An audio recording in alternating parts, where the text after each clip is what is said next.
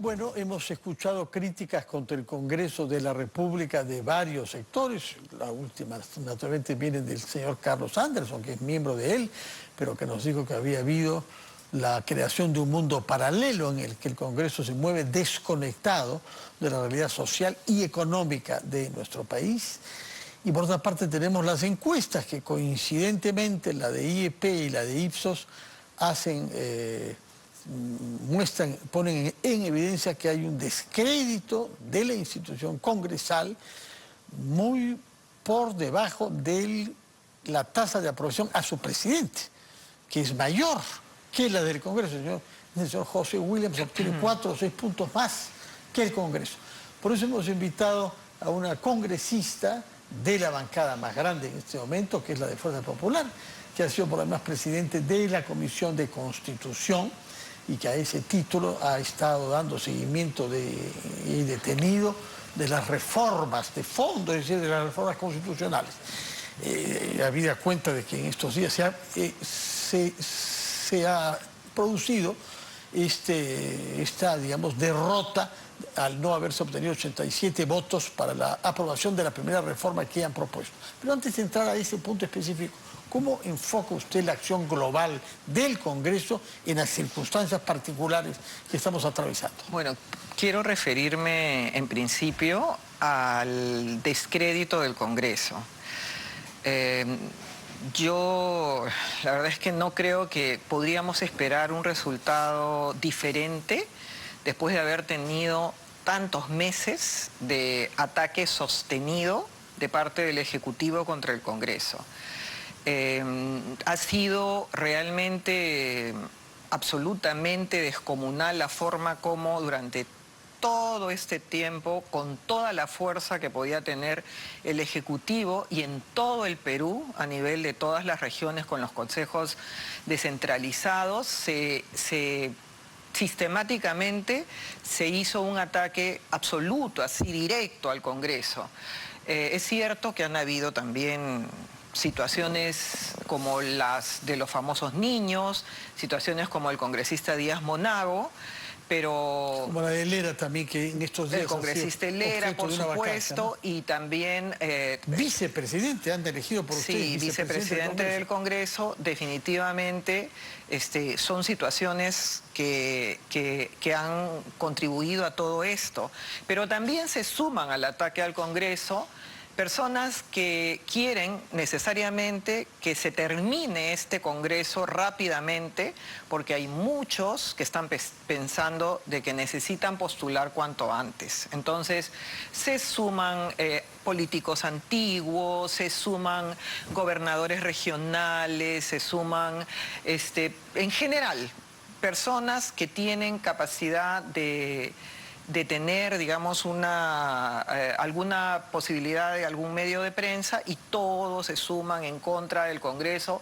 El Congreso ha hecho malas cosas, el Congreso en todo momento ha contribuido a lo que tiene, y eso es lo que señalan siempre, ¿no? Yo lo que tengo que decir, Fernando, es que el Congreso es el único que sostuvo la democracia durante el gobierno terrible del señor Castillo, único, que ahora nadie... Tampoco exageremos, tampoco... Me refiero desde el punto de... la Defensoría del Pueblo, al Ministerio Público... Me refiero desde el punto de vista... Constitucional, ¿eh? Me refiero desde el punto de vista institucional. Nosotros ejercimos el control político cuando había que hacer, censuramos a ministros cuando había que hacer, y también tuvimos a través de la Comisión de Fiscalización, por ejemplo, una gran tarea que finalmente significó, creo yo, el desenlace para la vacancia del señor Castillo cuando él dio el golpe de Estado, precisamente en el momento en el que se estaba difundiendo, por una citación de la Comisión de Fiscalización,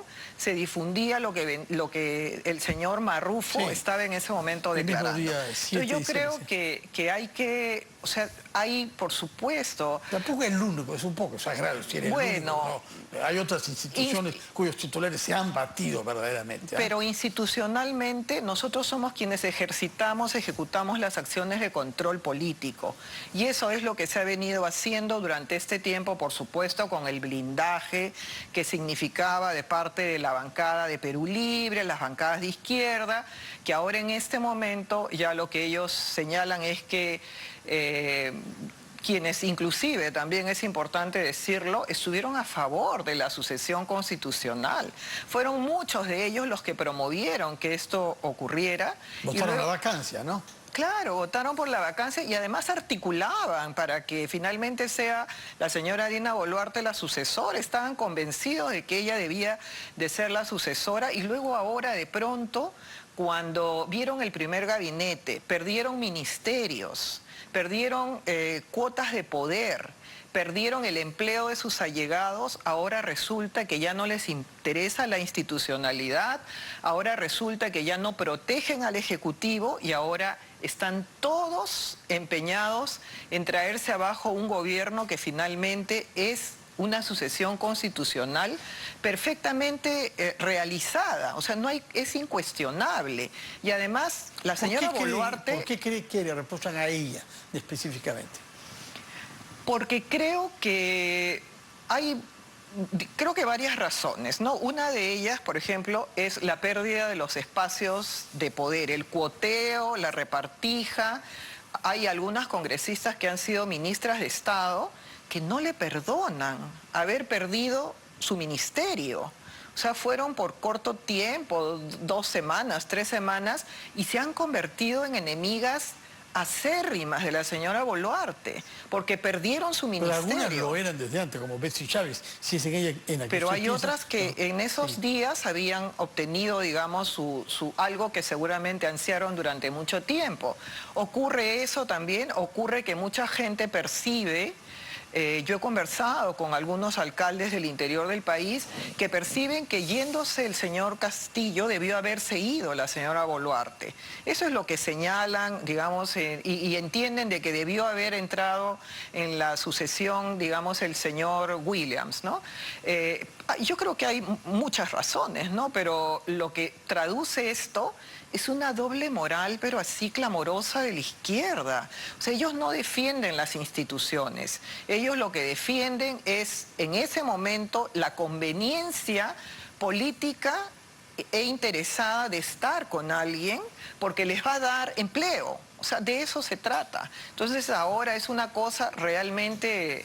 desproporcionada lo que viene ocurriendo en el Congreso respecto a los reclamos que hay contra la señora Boluarte, pidiendo así ardorosamente la renuncia, cuando realmente deberían de considerar que lo que ha ocurrido en el Congreso ha sido una sucesión con los votos de ellos, con los votos. ¿Y qué diría usted respecto de los muertos y respecto del dispositivo que se adoptó frente a las manifestaciones y que han conducido a esta cifra tan elevada de muertos? Yo creo que tiene que haber una investigación, Fernando, porque hay una convención de Naciones Unidas sobre el terrorismo que señala que la toma de aeropuertos son actos terroristas. Entonces, frente a una situación como esta, y que fue lo primero que se hizo porque al parecer había... O sea, una situación coordinada absolutamente para ir a estos puntos estratégicos en diversas provincias. Esto es lo que se tiene que investigar y eso es lo que hemos pedido nosotros cuando se ha... Es lo que se tiene que investigar y eso es lo que hemos pedido nosotros cuando se ha querido conformar la comisión investigadora.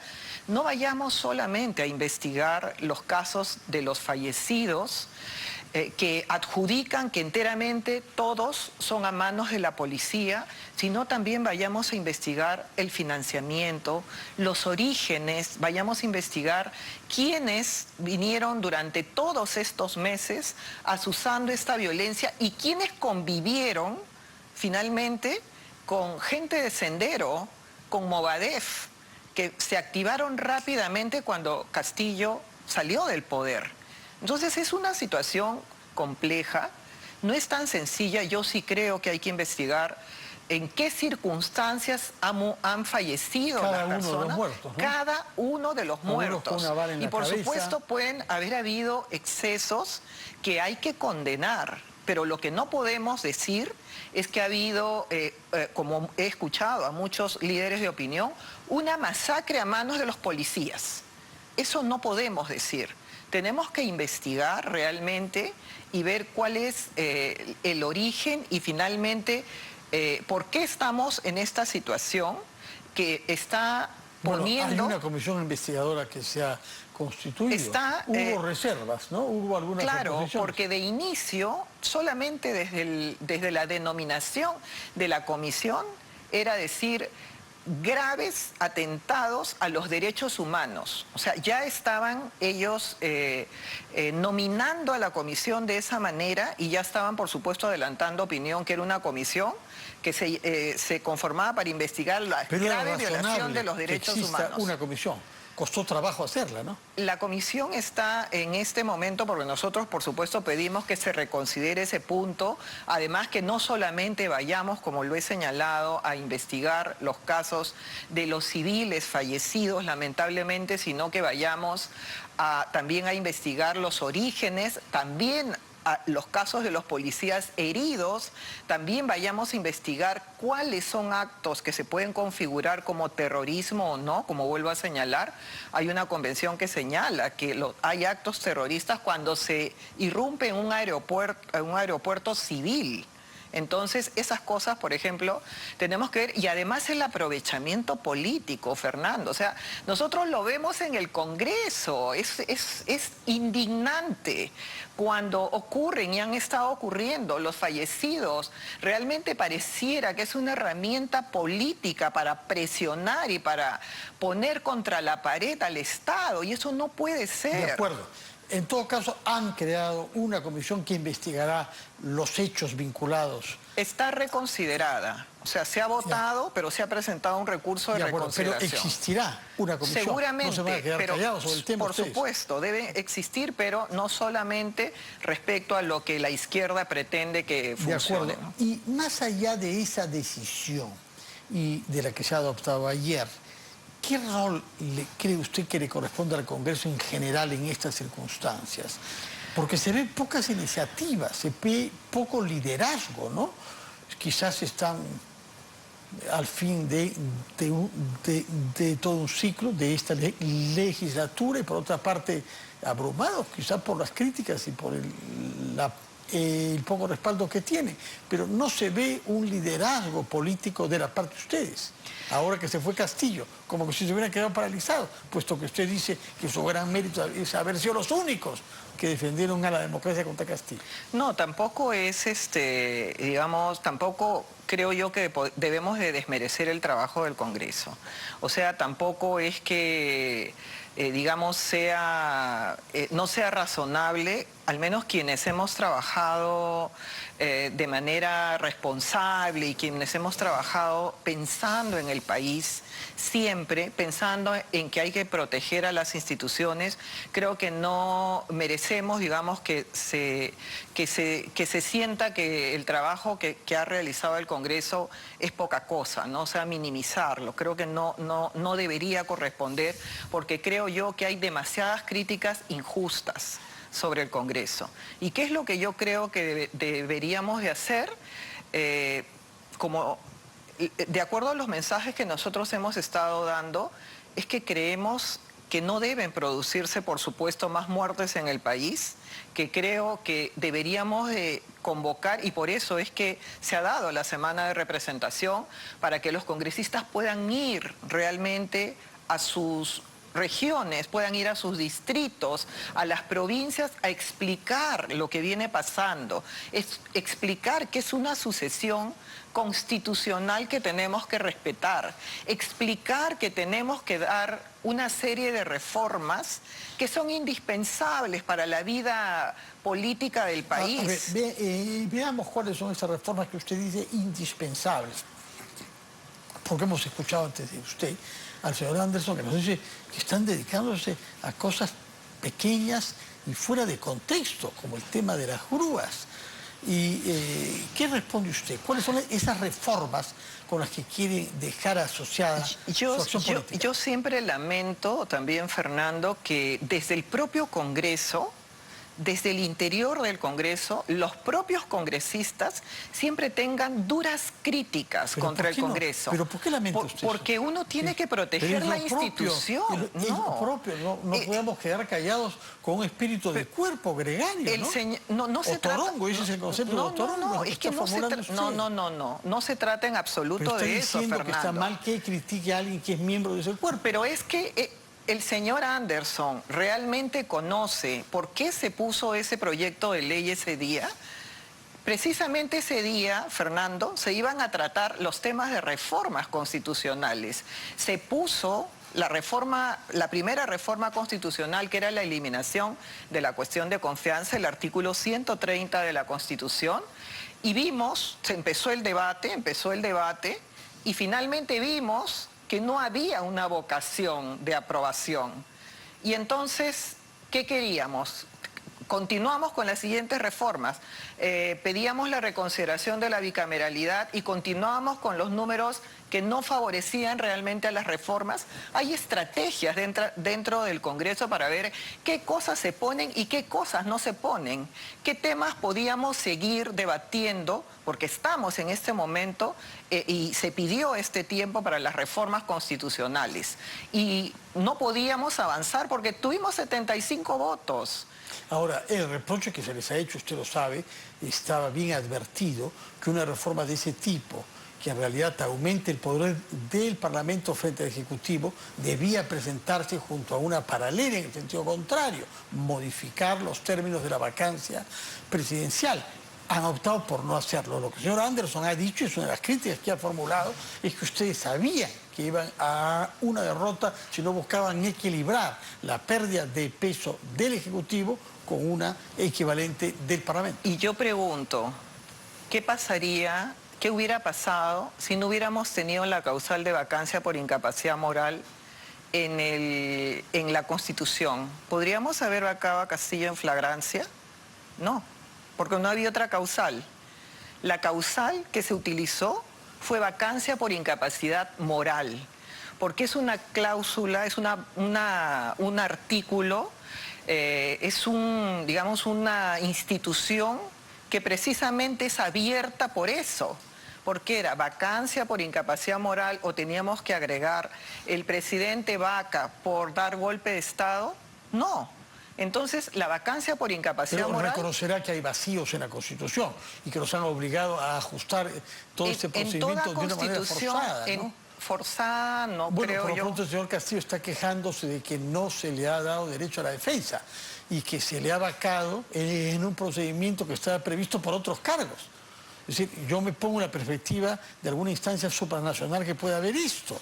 Naturalmente, en el Perú todos estamos convencidos, todos los demócratas, que estuvo bien sancionado. Pero el procedimiento fue prístino. Sí, porque era un caso de flagrancia. Y eso significa que no podía defenderse.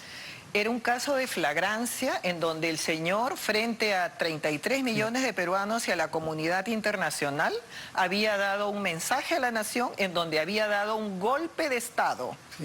Un golpe de Estado, nada menos que un golpe de Estado que finalmente significa la ruptura constitucional.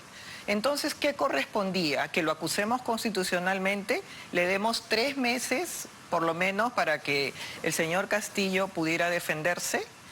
Bueno, ¿qué correspondía? Era una situación de flagrancia y teníamos que actuar. Compleja, jurídicamente compleja, sobre todo si es que es vista y por ejemplo, yo considero que la actuación del señor Williams ha sido una actuación impecable, que por supuesto yo no he escuchado a nadie que reconozca que el señor Williams ha tenido una actuación impecable. Está mucho más reconocido que el Congreso, ya se lo dije, bueno, por algo será. Me parece extraordinario que que reconozcan al presidente del Congreso y a su actuación. Me parece muy bien. Permítame un instante ir a la Plaza San Martín, donde naturalmente veremos algunos ecos de las manifestaciones en curso. Nuestra compañera nos estaba explicando su tesis según la cual el Congreso actuó de la mejor manera ahí y que es injustamente reprochado. Bueno, estaba señalando que efectivamente hay decisiones, digamos, trascendentes que tenemos que dar y eso es lo que ha hecho el presidente del Congreso y 101 congresistas, ¿no? Sí. Que finalmente tomamos la decisión de que se dé la vacancia porque correspondía, era una situación de flagrancia que nosotros teníamos que asumir la responsabilidad y efectivamente tomar la decisión en ese momento, ¿no? De acuerdo. Por otra parte, ¿qué tienen previsto hacer en las semanas que les quedan de esta legislatura? No sabemos si va a acabar a fin de mes, como estaba previsto, es decir, dentro de 15 días, o si se va a prolongar, porque eso es una decisión que puede tomar la mesa directiva. Sí. Y por otra parte, se nos hablaba ayer de un adelanto de la próxima legislatura para el 15 de febrero. Sí. Si es que esta se prolonga, prácticamente habrá una continuidad en el tiempo. ¿Qué es lo que cree usted razonable de hacer y cómo aprovechar las pocas semanas que les quedan de esta legislatura? Bueno, es efectivamente todo un reto porque tenemos pocos días de acá que termine el mes de enero y que comience luego la otra legislatura si es que se aprueba el proyecto de resolución legislativa que ha presentado la mesa con algunos congresistas, dentro de los cuales soy yo una de las que ha suscrito, para que se adelante al 15 de febrero, ¿no? Eso todavía tiene que ir a la Comisión de Constitución. La Comisión de Constitución tiene que emitir un dictamen proponiendo finalmente que en el Pleno del Congreso se apruebe que la legislatura se adelante al día 15 de febrero. ¿Qué es lo que tenemos que hacer de acá hasta que termine la legislatura? Bueno, tratar, digamos, a través del trabajo político que tiene que hacerse, de explicarle a los otros grupos políticos las conveniencias de las reformas, como por ejemplo, los requisitos para ser candidatos, ¿no? Porque no podemos... Digamos, hay varios proyectos presentados, pero que personas que son sentenciadas por actos de terrorismo, de homicidio, puedan ser candidatos. Pero también tenemos otros proyectos que creo yo que mejorarían el nivel del Congreso, como la bicameralidad, como también la reelección de los congresistas, pero también eso parte de una tarea política que se tiene que hacer. Pero también es un poco complicado, digamos, ver lo que pueda lograrse, prever lo que pueda lograrse, porque lo que vemos es que hay una posición recalcitrante de parte de la izquierda en su totalidad, que más o menos su mensaje es asamblea constituyente o muerte, no hay nada más. O asamblea constituyente o nada. Sí, un último tema, el de la fecha de la elección. ¿Usted cree que se debe mantener la fecha en abril, tal como ha sido votado ya? No, nosotros como Fuerza Popular inclusive propusimos que sea a partir de un proyecto en julio del año 2023. Luego después fuimos en el texto sustitutorio que presentó la Comisión de Constitución a diciembre del 2023. Pero mayoritariamente el Congreso aprobó que sea abril del 2024 porque las instituciones electorales se presentaron en el Congreso y dijeron, este es el mecanismo que tenemos que utilizar, el procedimiento, y eliminando algunas cosas llegamos a abril del 2024. Creo que no han tomado posición ustedes como bancada respecto de la remoción de las autoridades electorales, precisamente presidente del JNE y de la OMP. ¿Pero le parece a usted que se debe persistir en esa iniciativa? Nosotros lo que hemos dicho sería positivo que así como Ejecutivo y Legislativo da un paso al costado y tiene un acto de desprendimiento, las autoridades electorales también, pero creo que sí debemos de hacer modificaciones importantes a efectos de asegurar la transparencia en las elecciones. No me refiero a los organismos electorales, sino me refiero en general a la forma como en las mesas, por ejemplo, se da la votación y cómo se computan luego en las actas de escrutinio en la votación. ¿Por qué? Porque nosotros vemos ahora los actos violentos que están ocurriendo hasta quemar las casas de los congresistas. Entonces, ¿qué va a pasar? Y nos ha ocurrido a nosotros, y por eso es que en algún momento hicimos la denuncia respecto a que se violentaba o se amenazaba a los personeros de mesa. Entonces, yo imagino que en algunos lugares que son alejados del país vamos a poder tener personeros de mesa de los partidos políticos con absoluta libertad. No han habido nunca, nadie ha podido pero tener... digamos, nosotros cuando hemos querido poner personeros de mesa, en varios lugares fueron amenazados y fueron retirados del lugar. ¿Y qué solución legal que usted? Por eso es que nosotros lo que pedimos es la conservación del voto. Hay un proyecto de ley del congresista Elías que se conserven los votos por 3 meses y la exhibición del acta electoral, que no es lo mismo que el padrón electoral.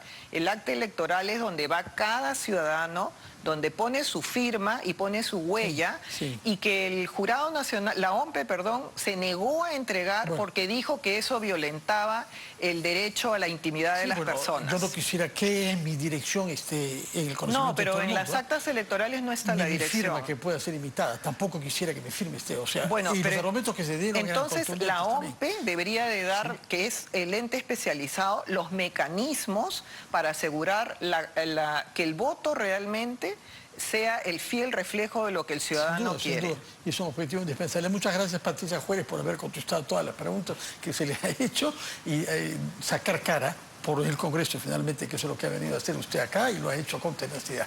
Muchas gracias y muy buenas noches. Y ojalá que de acá hasta que termine este mandato se puedan conseguir reformas y consecuentemente mejorar la aprobación que el Congreso tiene entre nuestra población. Vamos a hacer una pausa. Despedimos a la señora Juárez, miembro de la bancada de Fuerza Popular, y retomamos las cosas como son.